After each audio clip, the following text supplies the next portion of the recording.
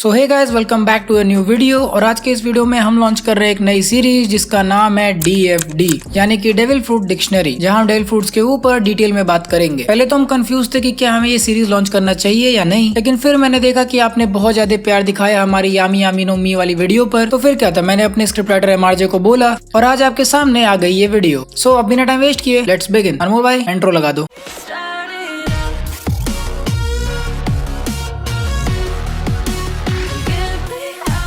सबसे पहले हम बात करते हैं ओपे ओपे नो मी के ऊपर, debut of this devil fruit. तो इस फ्रूट का डेब्यू यानी कि इसके पावर्स का शो केस हमें सबसे पहली बार हुआ था शेबंडी आर्क में in chapter number 504 and episode number 398। और इस फ्रूट का फेस यानी कि इसके लुक्स रिवील हुए थे chapter number 765 and in episode number 704। इस फ्रूट के बारे में हमारे पास एक बहुत ही बढ़िया फैक्ट है जिसके बारे में मैं आपको अभी आगे वीडियो में बताऊंगा। बाय द वे, इस फ्रूट का नेम हमें पता चला था चैप्टर नंबर 761, जहाँ पे इस चैप्टर का ही नाम ओपे ओपे नो मी था। क्या गजब का चैप्टर था वो। अगर हम इस फ्रूट के कैटेगरी की बात करें तो ये फ्रूट पैरामिशिया कैटेगरी में बिलोंग करता है, और इवन कुछ सिचुएशन में तो इस फ्रूट को पैरामिशिया गॉड कहना भी बुरा नहीं होगा, क्योंकि इसकी एबिलिटीज कुछ ऐसी ही हैं। यूजर्स एट प्रेजेंट इस फ्रूट का यूजर है Trafalgar D Water Law, and past में इस फ्रूट का यूजर एक रियोन डॉक्टर था, जो कि इतना रियोन था कि हमें उसका नाम तक नहीं पता। बट ऐसा कहा जाता है कि एक डॉक्टर ही इस फ्रूट की ट्रू पोटेंशियल को अनलॉक एंड यूज कर सकता है। द बैक स्टोरी, तो इस फ्रूट को डॉन किहोटे रोजिनांटे यानी कि कोराजॉन यानी कि डॉन किहोटे डोफ्लामिंगो के छोटे भाई ने एक ऑक्शन से इस डेविल फ्रूट को चुरा कर लॉ को खिलाया था, ताकि वो लॉ की जान एक जानलेवा बीमारी से बचा सके। ये वही बीमारी है जिसकी वजह से ट्रफर्गर लॉ का पूरा शहर ही खत्म हो गया था। यार इसकी बैक स्टोरी बहुत सैड है, कभी कभी लगता है एक बार दोबारा जाके वो बैक स्टोरी देखा हूँ। अपीयरेंस, सो ये फ्रूट दिखने में एक हार्ट जैसा है, बट क्या हो अगर मैं आपसे कहूँ कि Ope Ope no Mi is actually inspired from a real life plant जिसका नाम है सिल्फियम प्लांट। देखने में ये बिल्कुल हार्ट जैसा ही होता है। सिल्फियम प्लांट को एंशिएंट टाइम में रोमन लोग as a contraceptive medicine use करते थे। तो आप सोच रहे हो कि आखिर कॉन्ट्रासेप्टिव क्या होता है। तो आज के जमाने में कॉन्ट्रासेप्टिव पिल्स एग्जिस्ट करती हैं जो कि अनवांटेड प्रेगनेंसी को रोकती हैं। कर दिया ना तुम्हारा माइंड ब्लो। अब इसी बात पे हमारे स्क्रिप्ट राइटर का चैनल चेक कर लो, लिंक आपको डिस्क्रिप्शन में मिल जाएगा, और इस वीडियो को भी लाइक कर देना। Now let's talk about the abilities of this fruit. So ये फ्रूट अपने यूजर को एक स्फेरिकल शेप यानी कि एक रूम बनाने की पावर देता है, जहाँ पे वो user orientation, movement, physical configuration, तुम्हारा गांड काटना, तुम्हारे बीवी को लेके भागना, ये सब कुछ कर सकता है इसी रूम के अंदर। सिर्फ यही नहीं है, इस फ्रूट का यूजर बाकियों के ऊपर भी सर्जरी कर सकता है अपने रूम के अंदर ही। एंड इसी कारण की वजह से हम लॉ को मॉडिफिकेशन ह्यूमन या फिर इन जापानीज काइजो डिजाइनिंग कहते हैं। बट इन सभी चीजों की लिमिट्स भी हैं, स्पेशली मैनिपुलेशन की, जिसके बारे में अभी हम आगे चल के बात करेंगे।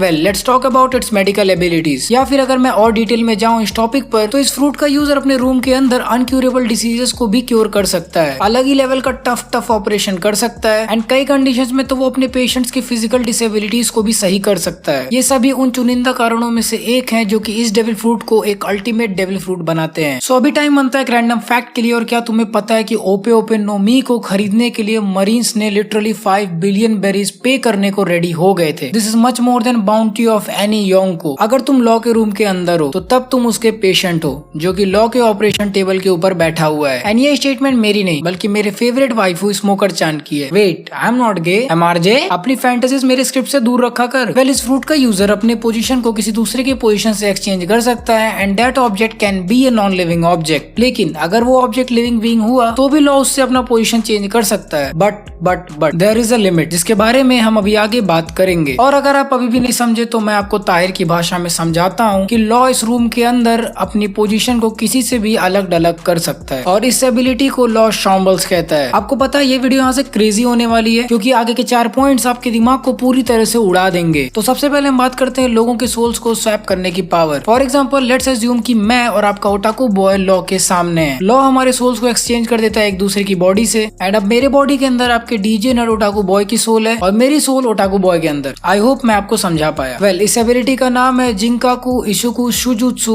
यानी कि पर्सनालिटी ट्रांसप्लांट सर्जरी। बात करते हैं इस फ्रूट के दूसरे एबिलिटी की, तो लॉ अपने रूम के अंदर किसी को भी काट सकता है, एंड काट के कोई भी बॉडी पार्ट कहीं पर भी जोड़ सकता है। लाइक वो तुम्हारा सर काट के तुम्हारी गांड पे लगा सकता है, और तुम्हारी गांड काट के वो तुम्हारे शरीर के आगे लगा सकता है। पता चल रहा सूसू करने की जगह टट्टी करने लगोगे। जैसे बगी अपने 12 नो मी का यूज करके अपने बॉडी को अलग अलग पार्ट्स में कर सकता है, ठीक उसी तरह लॉ भी दूसरों के साथ यही सेम काम कर सकता है। Damn, isn't this crazy? Easy. बात करें इस फ्रूट की थर्ड एबिलिटी की, तो वो है किसी के भी दिल को चुरा लेना। नहीं, मैं कोई थर्ड क्लास रोमांटिक जोक नहीं मार रहा, वो सच में तुम्हारे दिल को तुम्हारे बॉडी से अलग करके अपने हाथ में ले सकता है, जैसा कि उसने सीजर क्लाउन और स्मोकर के साथ किया था पंक हजार्ड आर्क में, या फिर जब वो शिचिबुकाई बनने के लिए लिटरली 100 पायरेट्स का दिल चुरा के लेके आया था वर्ल्ड गवर्नमेंट के पास। Now let's move to the ability number 4, the ability to perform the operation of eternal youth. मतलब लॉ चाहे तो किसी को भी इमॉर्टल बना सकता है, बट इसके लिए उसे खुद को सैक्रिफाइस करना पड़ेगा। हमने अभी तक इसको होते हुए तो नहीं देखा है, बट ये स्टेटमेंट डोफ्लामिंगो का था, जिसको हम हल्के में नहीं ले सकते। ऑब्वियसली इस डेविल फ्रूट की एबिलिटीज यहीं पर खत्म नहीं होती। लॉ के पास ऐसी कई सारी एबिलिटीज हैं, जैसे कि टाक एबिलिटी जब हमने पंक हजार्ड में देखी थी तो मेरा तो दिमाग उड़ गया था। उसने लिटरली G5 मरीन शिप को उठाकर हवा में रख दिया था। एंड अगर हम इंजेक्शन शॉट की बात करें तो काइडो को भी उसके हाइब्रिड फॉर्म में लॉ ने उसकी गांड फाड़ दी थी। और भाई बात करें गामा नाइफ की, तो gamma knife is the most powerful move जो कि लॉ अपने नॉन अवेकेंड फॉर्म में यूज करता है। लॉ का तो ऐसा कहना है कि डोफ्लामिंगो के लेवल का बीइंग भी इस मूव को सरवाइव नहीं कर सकता। इसका सबसे अच्छा एग्जांपल है कि जब रूफटॉप फाइट में लॉ ने भी काइडो को डैमेज किया था उसके हाइब्रिड फॉर्म में। इस मूव में वो एक ब्लेड ऑफ एनर्जी अपने ओपोनेंट की बॉडी में डालता है, और क्योंकि वो एनर्जी उसके ओपोनेंट के बॉडी के अंदर चली जाती है, तो अंदर जाने के बाद वो उसके अंदर के सारे ऑर्गन्स को डिस्ट्रॉय कर देती है। ये एक बहुत ही फेटल मूव है, और अगर ये किसी नॉर्मल इंसान को लग गया तो वो सेकंड्स में अपनी जान खो देगा। बट अगेन, किसने बोला कि लॉ की एबिलिटीज यहाँ पर खत्म हो गई? Ope Ope no Mi is more than anything that what I have told you till now. अपने अवेकनिंग के बाद लॉ अपने किसी भी वेपन को अपने रूम के साथ कोट कर सकता है। इसका मतलब जो भी वेपन लॉ के हाथ में होगा वो लिटरली स्पेस को डिस्टॉर्ट और मैटर को मैनिपुलेट कर सकता है। इसका मतलब वो किसी भी चीज के साइज को बढ़ा सकता है, या फिर वो किसी भी अपोनेंट के थ्रू आर पार कर सकता है, या फिर वो किसी भी अपोनेंट के थ्रू अपना वेपन आर पार कर सकता है, ताकि वो अपने अपोनेंट्स को अंदर से ऑपरेट कर पाए। मोस्टली लॉ ये काम अपने स्वॉर्ड के साथ करता है, ताकि वो अपने स्वॉर्ड को किसी के अंदर भी घुसेड़ पाए और उन्हें अंदर से डैमेज दे पाए। ये एबिलिटी लिटरली इतनी टेरिफाइंग है कि बिग मॉम जैसी बीइंग की भी गांड फट गई थी। यहाँ पे स्पॉइलर स्टार्ट होता है एनिमे ओनली फैंस के लिए, तो अगर आपको स्पॉयलर्स नहीं चाहिए तो आप यहाँ पर साइड में दिए हुए टाइम स्टैम्प पर क्लिक कर सकते हो। सबसे पहले एबिलिटी की हम बात करते हैं द के रूम। ये एबिलिटी हमने पहली बार देखी थी चैप्टर नंबर 30 में, जब लॉ बिग मॉम से फाइट कर रहा था। लॉ ने एक बहुत छोटा सा स्फीयर अपने हाथ में बनाया था, जो कि उसके बड़े से रूम का एक छोटा सा वर्जन जैसा दिख रहा था, लेकिन जहाँ उसका नॉर्मल रूम फैलकर बड़ा हो जाता था, ये वाला रूम कभी बड़ा हुआ ही नहीं। इंस्टेड लॉ ने इस रूम को अपने तलवार पर कोट कर दिया था। अब इसके अंदर जो सबसे पहली एबिलिटी लॉ ने दिखाई थी वो थी एनेस्थीसिया। अब क्योंकि बिग मॉम इतनी पावरफुल थी और इतनी ज्यादा ड्यूरेबल थी कि लॉ उसको नॉर्मली पियर्स नहीं कर पा रहा था, इसीलिए उसने के रूम एक्टिवेट किया और उससे अपने स्वॉर्ड को कोट किया। फिर क्या था, वो लिटरली बिग मॉम के आर पार अपने स्वॉर्ड को पियर्स कर पा रहा था। लेकिन ऐसा होने के बाद भी बिग मॉम को कोई भी पेन फील नहीं हुआ,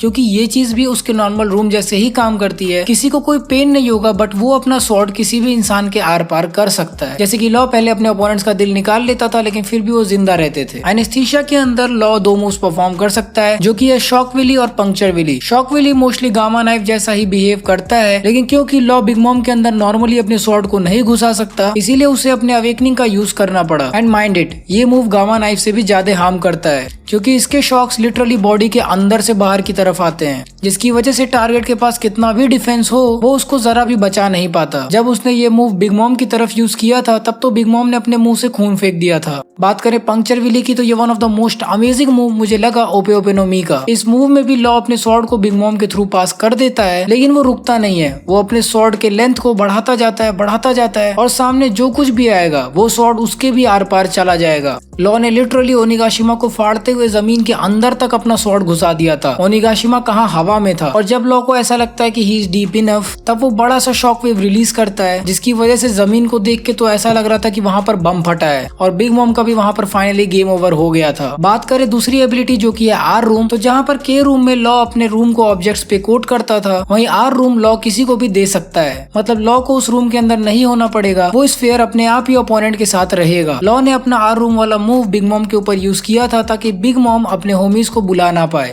और इस मूव का नाम पड़ा था साइलेंट, जो कि उसने डॉन कीहोटे रोजिनांटे से कॉपी किया था। ना तो बिग मॉम की आवाज बाहर आ रही थी, ना तो बिग मॉम को कोई भी सुन पा रहा था। ये मूव बिल्कुल वैसा ही था जैसा कि रोजिनांटे ने लॉ के ऊपर अप्लाई किया था, ताकि लॉ को डोफ्लामिंगो खोज ना पाए। इसी तरह से बिग मॉम की भी आवाज कोई नहीं सुन पा रहा था, और इसी मूव के साथ ही लॉ ने फाइनली बिग मॉम को डिफीट कर दिया था। कुछ इंटरेस्टिंग फैक्ट्स की बात करें तो ओपे ओपे नो मी लिटरली काफी सारे डेविल फ्रूट्स की एबिलिटीज को कॉपी कर सकता है, जैसे कि चॉप फ्रूट जो कि बगी का डेविल फ्रूट है। लॉ भी बगी की तरह अपने रूम के अंदर किसी को भी काट सकता है। इसके अलावा चुकी चुकी नो मी जो कि इनाजुमा यूज करता था। इनाजुमा वही जो कि इवानकॉफ का एक कमांडर था। तो जैसे ही इनाजुमा किसी भी ऑब्जेक्ट को काट सकता था, वैसे ही लॉ भी किसी भी ऑब्जेक्ट को काट सकता है। इसके अलावा द फुआ फुआ नो मी यानी कि द फ्लोट फ्लोट फ्रूट जिसको शिकी ने खाया था, तो जैसा कि शिकी किसी भी चीज को टच करके हवा में उड़ा सकता है, बिल्कुल सिमिलरली टाक्ट मूव का यूज करके लॉ भी किसी भी चीज को हवा में उड़ा सकता है, जैसा कि हमने G5 मरीन शिप के साथ देखा था। इसके अलावा वियोला का devil fruit the glare glare fruit, जिससे यूजर उन चीजों को भी देख सकता है जो कि उसकी नजर में नहीं है। लॉ भी अपने स्कैन मूव का यूज करके वही सेम एबिलिटीज परफॉर्म करता है। इसके अलावा the Goro Goro no Mi, literally one of the strongest Devil Fruit जो कि वन पीस में एग्जिस्ट करता है, जिसको एनेरू ने खाया था। तो लॉ भी एनेरू की तरह ही वारी वाले शॉक टेक्निक्स यूज कर सकता है अपने काउंटर शॉक और गामा नाइफ मूव में। आपको बैरियर फ्रूट याद है जो कि बर्थलोम्यू ने खाया था, तो लॉ भी कुछ हद तक बैरियर्स बना सकता है,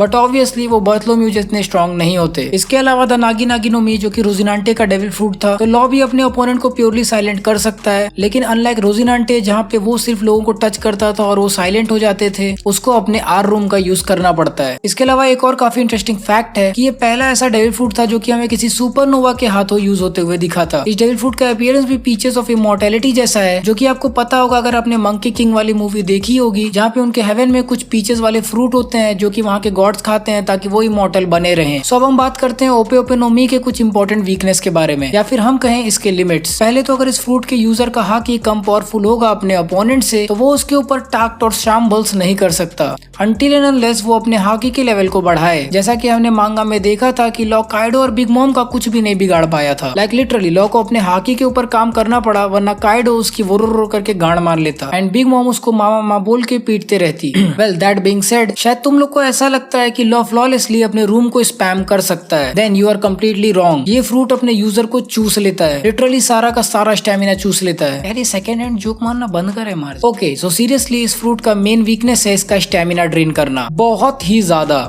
ये फ्रूट लिटरली बहुत ही ज्यादा स्टेमिना कंज्यूम करता है, और तब भी अगर तुम अपने लिमिट को क्रॉस करते हो विदाउट ट्रेनिंग, देन तुम्हारा लाइफ स्पैन कम हो जाता है। एक और वीकनेस है इस डेविल फ्रूट का जो कि मुझे one of the important weakness लगता है कि law operation of eternal youth खुद पर नहीं कर सकता, जो सच में काफी अजीब बात है। और अगर हम इसकी अवेकनिंग को कंसिडर करें, अवेकनिंग के बाद तो ये फ्रूट और भी ज्यादा स्टेमिना खींचने लगता है अपने यूजर की बॉडी से, जिसकी वजह से जैसे ही लॉ ने किट के साथ मिलकर बिग मॉम को समहाउ डिफीट किया था, वो तुरंत नीचे गिर गया। काफी लेम वीकनेसेस हैं इस डेविल फ्रूट की, लेकिन इन चीजों को तो डेली लाइफ में मैनेज किया जा सकता है। So this fruit is actually quite godly. अगर आप इस फ्रूट को मैनेज कर पाओ अपने डेली लाइफ में, भाई तुम गॉड हो, लेकिन उसप वाला। सो गाइस ये थी मेरी वीडियो ऑन DFD एपिसोड 1, जिसमें हमने ओपे ओपे नो मी को एक्सप्लेन किया। आई होप आप सभी को मेरी ये वाली वीडियो पसंद आई होगी। अगर आप सभी को मेरी ये वाली वीडियो पसंद आए तो इस वीडियो को लाइक जरूर करना, शेयर करो इस वीडियो को उन लोग के साथ जो कि वन पीस देखते हैं। जो नहीं देखते उन्हें भी भेज देना, वन पीस वाले वैसे भी थोड़े कम है यार इस दुनिया में। कमेंट करके मुझे ये बताओ कि आपको लॉ का डेविल फ्रूट कैसा लगता है, क्या आपको ये रियल लाइफ में चाहिए या नहीं, और अगर नहीं चाहिए तो आप इसके अलावा कौन सा डेविल फ्रूट अपने साथ रखना चाहोगे। सब्सक्राइब करिए हमारे चैनल को ताकि आप ऐसे और गजब के वन पीस कंटेंट को एंजॉय कर पाएं। सो गाइस अगर आपको हमारी ये वाली वन पीस की वीडियो पसंद आई तो आप हमारी और भी कई सारी नॉन मांगा वन पीस वीडियोस को चेकआउट कर सकते हो, जिसके प्लेलिस्ट का लिंक आपको वीडियो